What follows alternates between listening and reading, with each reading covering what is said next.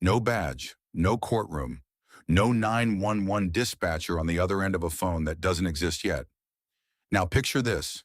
You're part of a band of 30 people, somewhere on an open plain, 20,000 years before anyone writes a single law down. And one of you just took more than their share of the kill again. Or worse, one of you has started scaring everyone. What happens next? Most people assume the honest answer is nothing. That without courts, ancient humans were basically lawless. Strongest wins. Everyone else just survives the chaos. That assumption is almost completely wrong. Long before the first city, the first king, or the first carved law tablet, small human communities were already running a justice system. Unwritten, unbadged, and in some ways more carefully balanced than anything that came after it. Here's how it actually worked, and what got lost when we finally wrote it all down. Section 1. Why reputation was survival. To understand ancient punishment, you first have to understand ancient interdependence. A hunter-gatherer band typically held somewhere between 20 and 50 people. That's it. No neighboring suburb, no anonymous city block, no fresh start 2 towns over. Everyone in the group had watched everyone else grow up, hunt, share, fight, and grieve. In that setting, your reputation wasn't a nice to have. It was your entire safety net. Need help during an injury? That depends on goodwill you've built. Need a share of meat during a lean season? Same answer. Need backup if a rival band shows up at the wrong moment? Same answer again. There was no institution standing behind you. Only the people who currently liked you enough to have your back. Anthropologist Christopher Boehm spent decades studying this exact dynamic, publishing his findings most famously in Hierarchy in the Forest.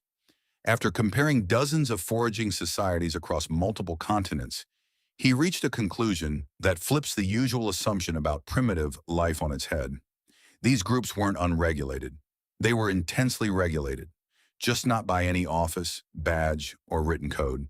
They were regulated by each other constantly through a graduated system that ramped up in pressure the longer bad behavior continued. Section 2. Step 1. Talk. The mildest tool in the kit was also the most relentless. Conversation. Long before anyone confronted an offender directly, the group was already discussing the problem amongst themselves, quietly comparing notes, agreeing on what they'd noticed, building a shared verdict before any public move was made. This wasn't idle chatter. It functioned as an early warning system and a slow-motion jury deliberation happening entirely off to the side. By the time anything became public, the community wasn't reacting as a scattered set of individual opinions. It was acting as one unified judgment, and the offender usually felt it before a single accusing word was spoken to their face. Conversations that go quiet when you walk up. A portion handed over just a little less generously than before. In groups this size, you can feel the social temperature shift in real time. And a lot of people corrected their behavior right there, at the whisper stage, simply because they understood exactly where this was heading if they didn't. Section 3. Step 2. Make it loud, make it public.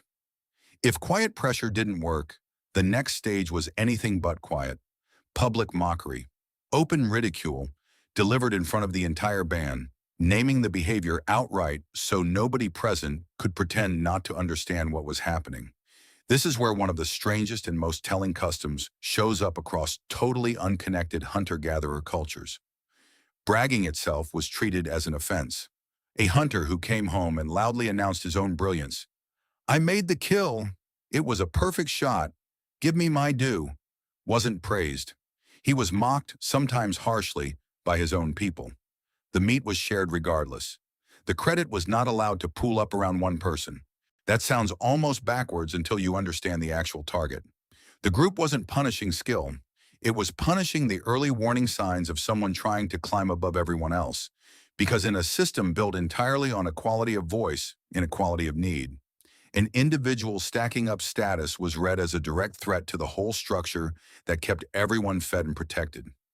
Anthropologists call this a leveling mechanism, and it shows up again and again on different continents among people who never met each other or shared a single word of language. Section 4.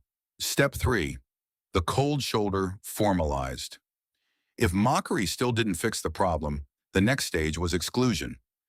And exclusion in a small foraging band was nothing like being unpopular in a modern city. There was no other part of town to drift into. There was no anonymous crowd to disappear inside of. There was this one group, and beyond it, often weeks of empty, dangerous terrain. It usually started subtly. Portions handed over just a bit thinner. Help arriving just a bit slower. Then in some documented cases, something almost cruel in its simplicity, the band would relocate camp without telling the offender where they'd gone. No confrontation required. No violence at all. Just absence. Cut off from a cooperative group, an individual lost the things that group cooperation quietly provided. Backup during a hunt, protection while sleeping, help through illness, hands to carry a child or process a kill. Isolation in that world wasn't an inconvenience. It was a serious, sometimes fatal vulnerability. And everyone in the band understood exactly how serious it was, which is precisely why it worked as a deterrent. Section 5, Step 4, the last resort. For the rarest and most severe cases, repeated violent aggression, behavior that had already failed to correct through every earlier stage, some documented foraging societies went further still. A collective decision, reached by consensus among the adults, to end the threat permanently.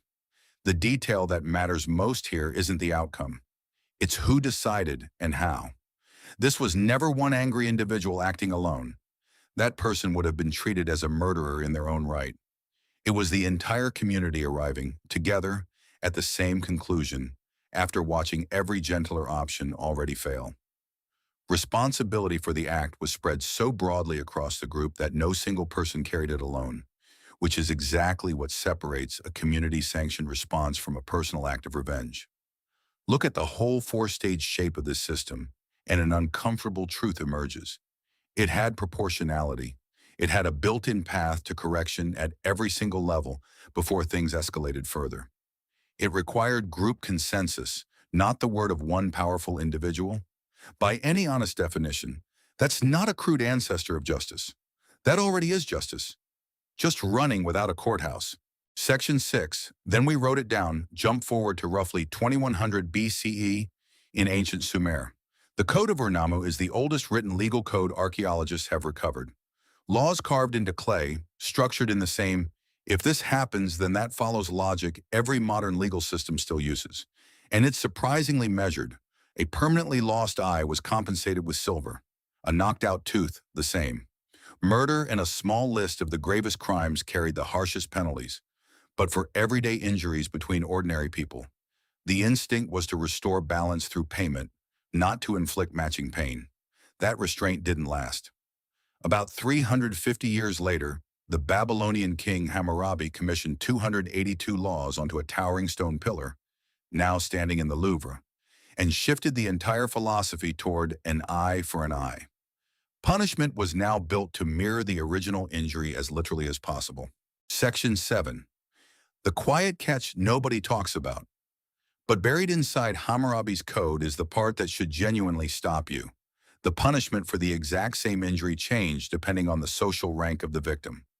Strike a free citizen's eye, you lose your own. Strike the eye of someone enslaved, you simply pay a fine. Identical physical harm, two entirely different legal outcomes, decided purely by who the victim happened to be.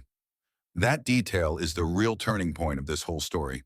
The hunter-gatherer system you just heard about was, in its design, allergic to exactly that kind of inequality. Its entire four-stage machinery existed to prevent any individual, strong, skilled, charismatic anyone, from being treated as exempt from the same rules everyone else lived under. Civilization didn't just add courtrooms and clay tablets. Somewhere along the way, it also wrote inequality directly into the definition of justice itself. So here's where that leaves us. The instinct to hold each other accountable isn't something civilization invented. It's something civilization inherited, then formalized, scaled up, and in the process, occasionally distorted. Tens of thousands of years before the first courthouse, small groups of people were already managing proportional consequences, second chances, and collective decision-making, without a single written rule. Everything that came afterward, the tablets, the pillars, the courtrooms, the lawyers, is infrastructure built on top of an instinct that was already fully formed in our species, long before any of it existed. If this kind of deep history deep dive is your thing, subscribe. There's a lot more buried in the human past than most people ever get told. See you in the next one.